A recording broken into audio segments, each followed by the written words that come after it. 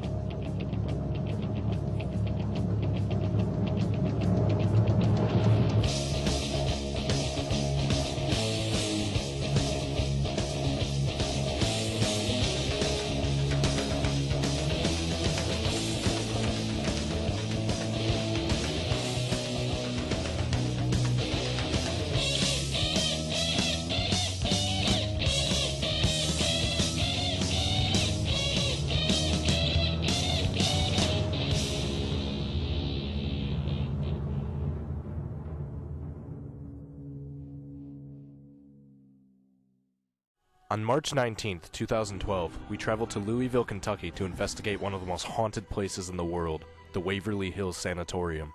Originally, the Waverly Hills Sanatorium was a wooden two-story frame building that was constructed in 1910. In 1924, construction began on the massive Gothic-style sanatorium that stands today, and was completed in October of 1926. This giant U-shaped building was specially designed and constructed to capture the strong southeast wind. It was believed that plenty of sunlight and fresh air was the best treatment for the disease known as tuberculosis.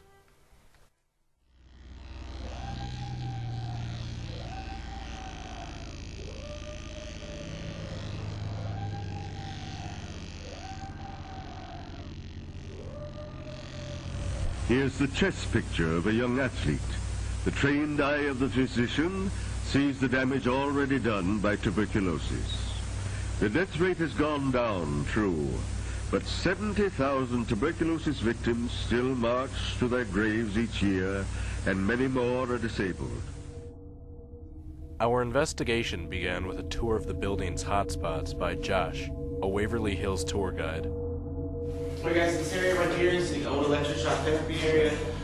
We get a lot of EVPs in this room. One of the EVPs we got, they were just asking, is anybody here? They of course heard nothing. Later that night they reviewed some of their footage and they got a voice come back and said, well, why are you here? Also located on the first floor is the morgue. Patients that died from causes not believed to be tuberculosis were taken to the morgue to have autopsies done on them.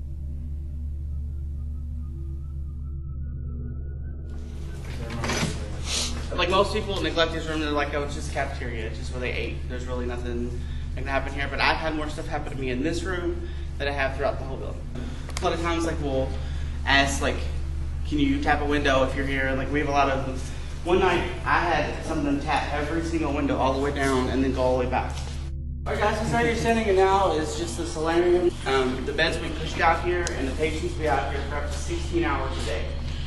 These big openings never had any windows in them. They were just a copper spring mesh to where the air would actually come in. As you can see, the building's in a C shape. That's where it can catch the southwest wind, bring the wind all the way through the building, and then take it out that way. This room right here, as you can see, it's only one small window, very little ventilation, one closet, with a single. Most people think this for people that actually could afford a private room, but this actually was the terminal room. This is, if you were on this side of the hallway on either 2, 3, or 4, then you knew that your time was basically just about up. This is the floor that we most commonly see Timmy. This is also a floor that people see an apparition of a tall white man and a little white dog. We actually had a young man that wandered off from one of our tours, and he went into that room. As soon as he got in and turned the corner, he saw a tall, dark figure, and as it turned towards him, it looks as if he didn't have any eyes. We actually had people, they come down and they actually left. They were only here for about 2 hours. You're not supposed to smoke on the solariums, and they were doing what they weren't supposed to do, and I kind of feel like this is like spirits telling them what they were doing, they weren't supposed to be doing. So I'm going to play, this is an EVP, I'm going to play it once, and I'll explain it, I'll play it again.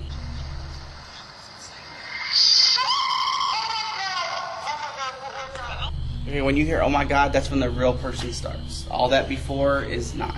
The breaking of the sound barrier and then the shriek in their face, and they were sitting on this ledge and it came straight in their face and did this.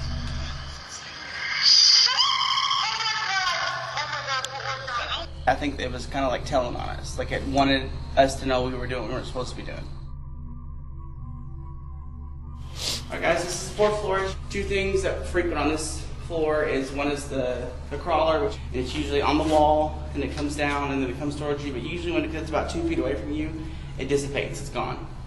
Another one is big black, and it's actually seen throughout this whole floor, and I mean it just engulfs the whole hallway. There's no light or anything that penetrates it. Usually people run from it. I haven't run from it when I've seen it twice. Alright guys, you see this is the main OR. But 2 of the major procedures were done in here. One is pneumothorax, which is where they insert a needle into the lung, deflate the lung, and give it time to heal, and they would actually do it back and forth to the right and the left.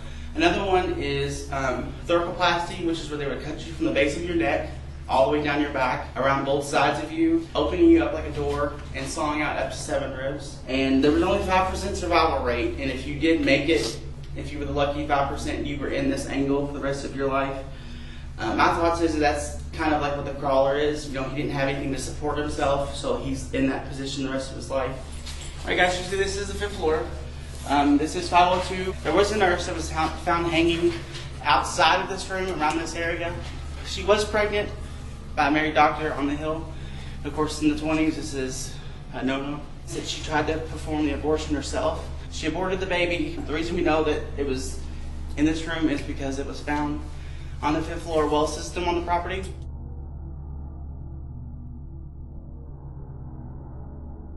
A lot of people, when they go in this room, they feel like ill, sick. I mean, it could be as little as just feel a little bit nauseous to throwing up everywhere.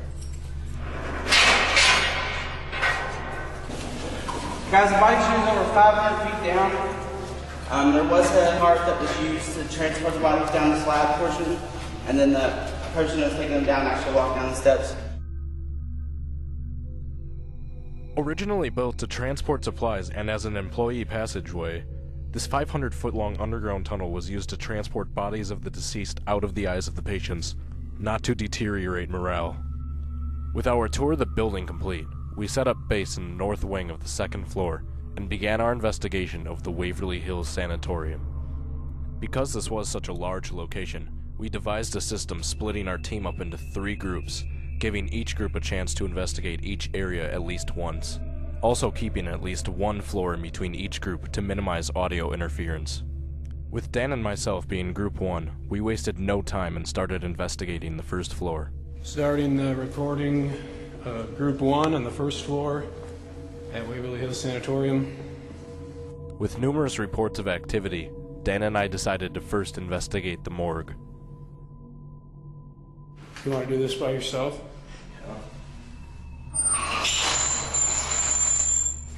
Gonna get set up by myself.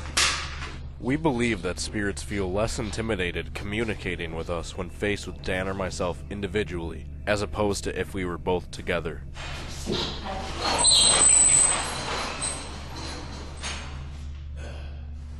And I'll be out. While I stayed in the morgue by myself, Dan began making his way towards the body chute to see if he could experience any activity. Is there anyone in here? Please tell me your name. If you have a message for me, please speak into this red light that I'm holding. I heard and also captured this unexplained noise that sounded like it was coming from the hallway.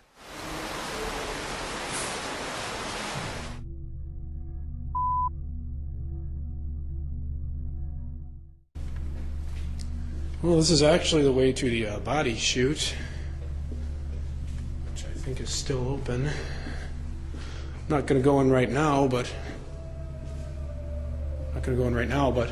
yeah, it was me echoing. We'll walk to the entrance.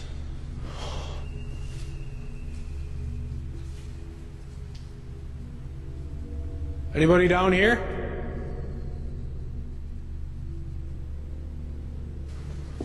Just got a really kind of weird feeling when I walked up to the door. Sudden feeling. Back in the morgue, I just heard and captured another shuffling sound very similar to the first one, only this time it was much louder, and it sounded like it was coming from right outside the door. Fred. Shortly afterwards, Dan returned to the morgue and we decided to switch places. Alright, so right now Dan's in the morgue by himself, and I'm heading to the lobby to see if I can get any activity. Was this your final resting place? Alright, so right now that flashlight is set up to where if you just touch it really slightly, it'll turn on. Please turn on that flashlight. Is that you that just knocked, or was that a creak? You at least knock if you want me to leave, because you're not turning the flashlight on, so I'm not sure if you want me here or not. If you want me to leave, that's fine, just knock so I can know. But if you want me to stay, turn on this flashlight.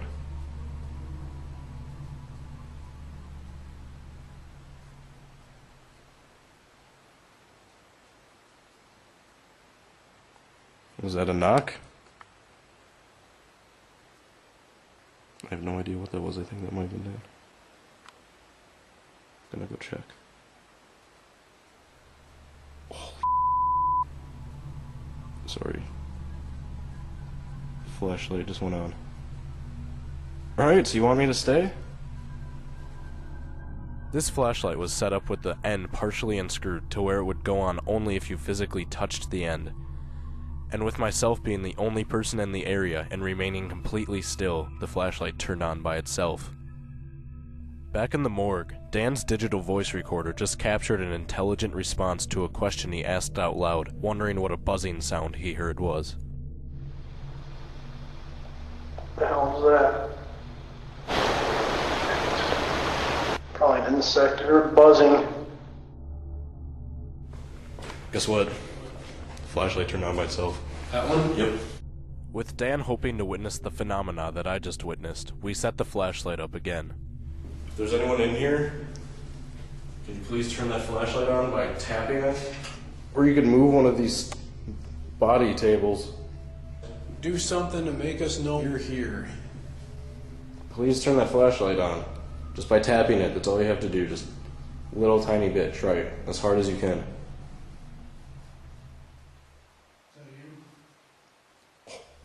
Turn it on. Thank you very much. Because the flashlight turned on twice in a short amount of time, we weren't sure if these results were credible. So we set up a control test and left the flashlight alone in the same condition for over an hour to see if it was turning on from natural causes, and not once did the flashlight turn on.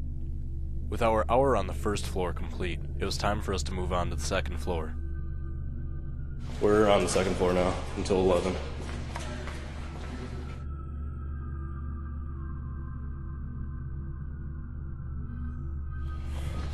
Is there anyone in here? Nobody in this room. That's a weird sensation. What? Almost felt like something tightening around my neck.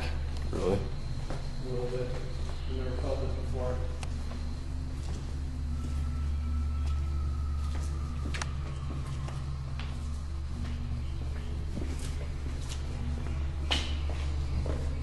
Something in here? Oh my god. Did this happen to you? Yep. I had seen a pair of disembodied shadow legs walking parallel to me in the solarium. At first, I thought it was a reflection of my own legs, until I remembered that there was no glass in the windows. We tried debunking the phenomenon by rewalking our paths to see if the legs were shadows being cast by either one of us, but we were unable to replicate what I had seen. I guess I saw you before. Can you come up and talk to me now?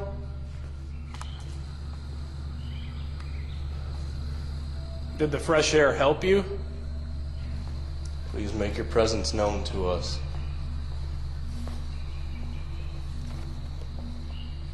Come on, you guys had to be really strong. and able to endure what you did in your life. You want to go down to that end? Sure. It's going opposite ends. Yeah. Because of the amount of activity we received while split up on the first floor, we decided to split up once again. Were the nurses friendly to you when you were here?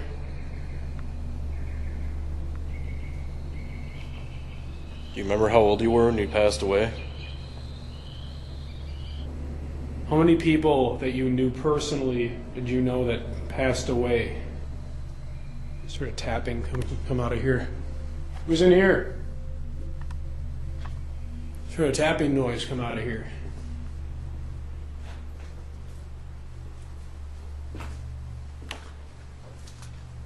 There it is again. Who's in there? Or what's in there? There's someone in this room with me right now? With no further activity, and with the hour nearly complete, we moved up to the third floor. At the end of the hour, when we were meeting up to regroup in the lobby, Mike, one of the investigators, was telling us how he just captured a disembodied breath in the operating room. Here's the audio from his recorder. Or the other one, where like you were first laying, where they put the needle right in there and deflated the lung. Shh. Did you hear that? After listening to Mike's recording, we then continued on with our investigation and headed to the third floor.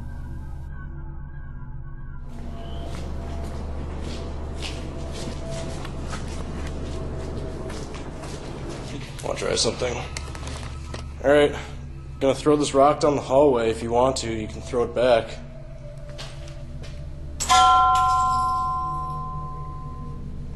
You throw it back to us? Can you throw something at us, like I just did?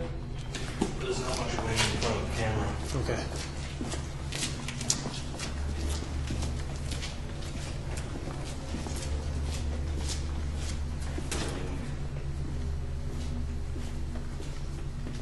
Set it against the wall. All right. Might not see it there. Yeah, that makes sense there.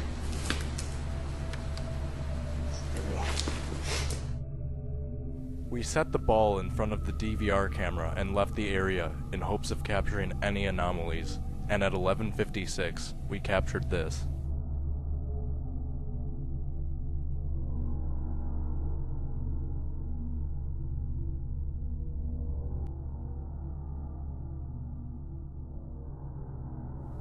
During the course of this 40-minute long continuous shot, the ball does not rock once, even slightly, arguing the possibility that this could possibly be wind. We believe that if this could have been wind, you would see the ball rocking at least slightly during these 40 minutes, but as you can see, it remains completely motionless until it takes off by itself and rolls into another room. We have no explanation for this.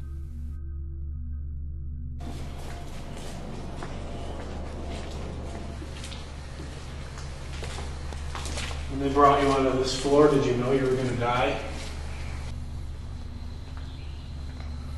Mean you no harm. Just came to talk.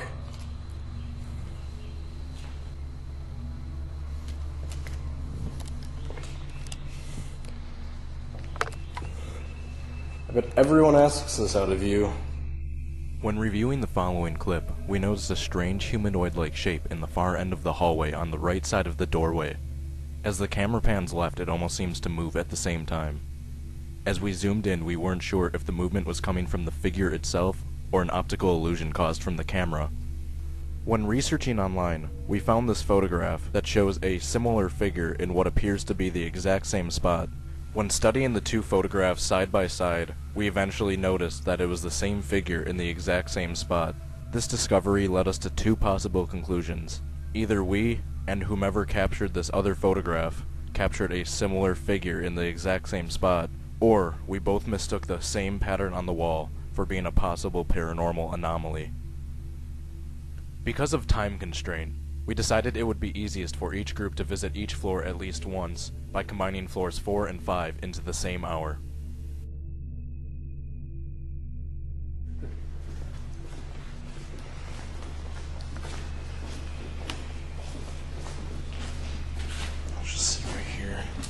Okay.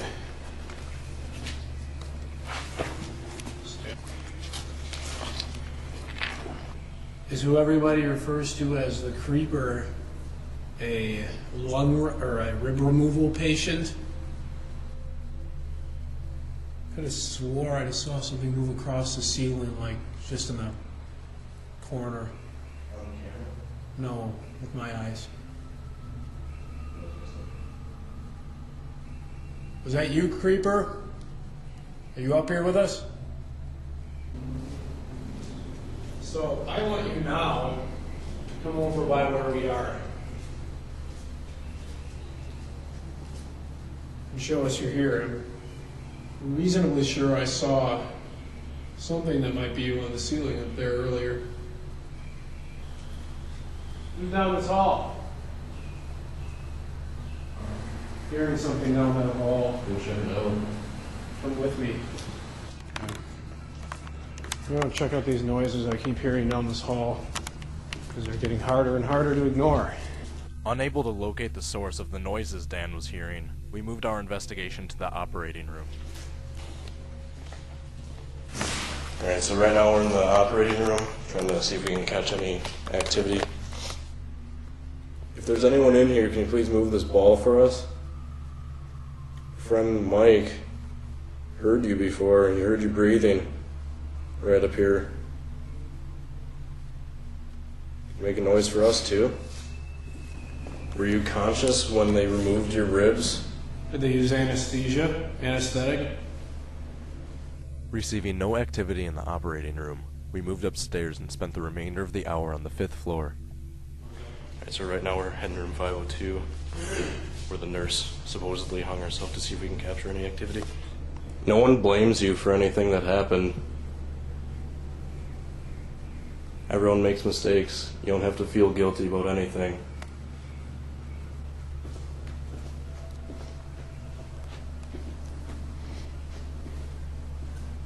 This is a small kids ward. Where do they even put the patients? What, it's the old swing set. Wow. That they have in all those pictures. We decided to try our luck with isolation once again by splitting up with Dan in the children's ward and myself in room 502. Did you kids ever look over this ledge and hope that you'd one day be free? Come on, just please come talk to me. Come show yourself to me, so I can know that you're here.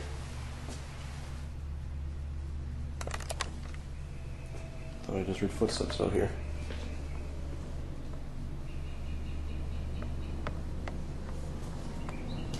There are footsteps out here?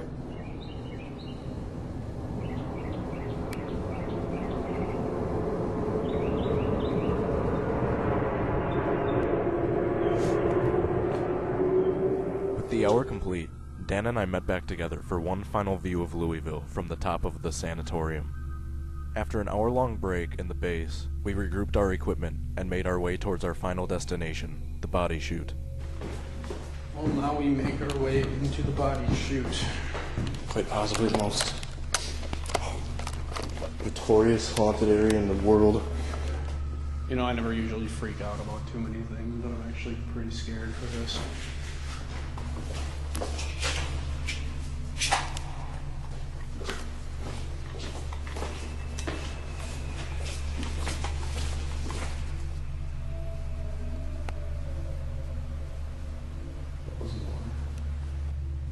If you're down here, could you let us know you're down here somehow? Figuring there'd be little radio interference in the thick concrete tunnel, we tried a ghost box session, but didn't receive any unusual responses. What year were you born?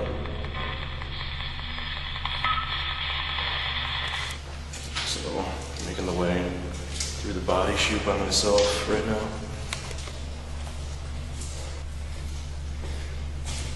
Alright. At the top. Yep, I see you. Down here by myself, so... Who am I down here with? Anyone I was talking to before? Dan's making has passed through the body chute, I'm gonna go to the electroshock therapy room by myself, see if we can capture any EVPs. Guess that right there. Don't be afraid if you're afraid of me.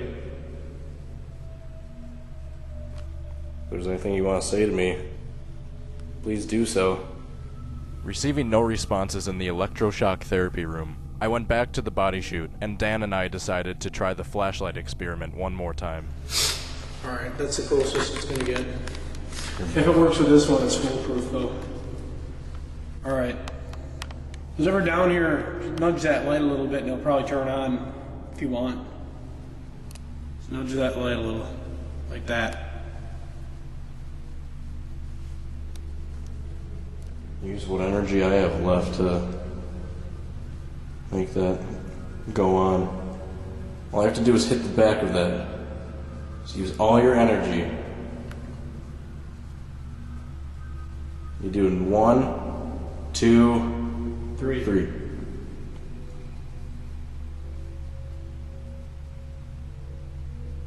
Alright. You probably... Went on. Good job. Thank you. Try to pull on the front now to make it go up. There you go. Yeah, keep pulling. Almost got it. Use all your energy. Dude. My battery was just at 80 minutes. It's empty. So you're using his battery to try and do that? Thank you. You're doing what we That's what told we you. wanted. Try mine, there's a lot more juice in there. Camera just shut off. Just at 80 minutes, like 2 minutes ago. Alright, I still got this. Alright, well regardless, we still have to get going like in a minute, so if you can shut that off, that would be awesome. If not, you still did a great job anyway. Yes. Alright, well thanks for communicating with us. We're gonna get heading out now. And so ends our investigation. Very successful one. We came to Waverly Hills with questions, and though many were answered, many more remain. Is there life after death? Can the dead communicate with the living? Does the mind live on once the body has perished? One thing was certain. This location is a breathtaking piece of history that didn't disappoint. This building remains the final resting place of thousands of victims fallen plagued to a terrible disease. We owe everything to the brave souls lost in this terrible epidemic. Without their sacrifice, there might not be a cure today. We hope that one day these souls can move on, leaving the structure that once was a monument to death and disease, calm and peaceful.